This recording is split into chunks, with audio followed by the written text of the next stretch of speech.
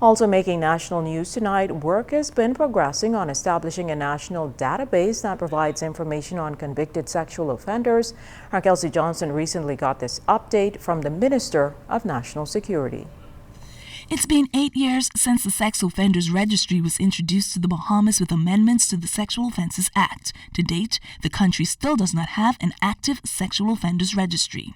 The recent appearance of persons being arraigned in court for unlawful sexual assault on minors has sparked a public outcry, which Minister of National Security, the Honorable Marvin Dames, has heard. He says the enactment of a national registry is forthcoming. We hope to run a pilot sometime during the first quarter of this year. So we understand the urgency of it. It's important for Bahamians to know who those prolific and serial sexual offenders are. I most certainly would like to know if there's one living in my community. And, we're moving toward that end.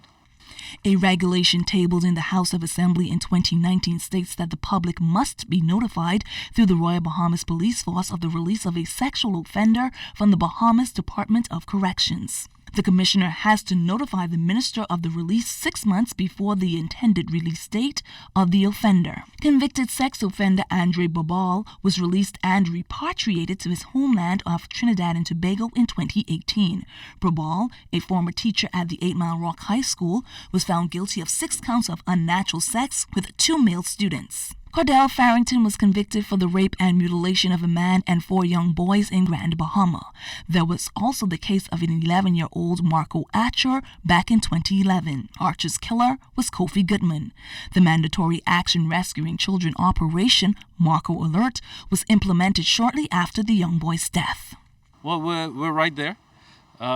Just some tweaking now with the system. We have all of our billboards up. The billboards are fully operational.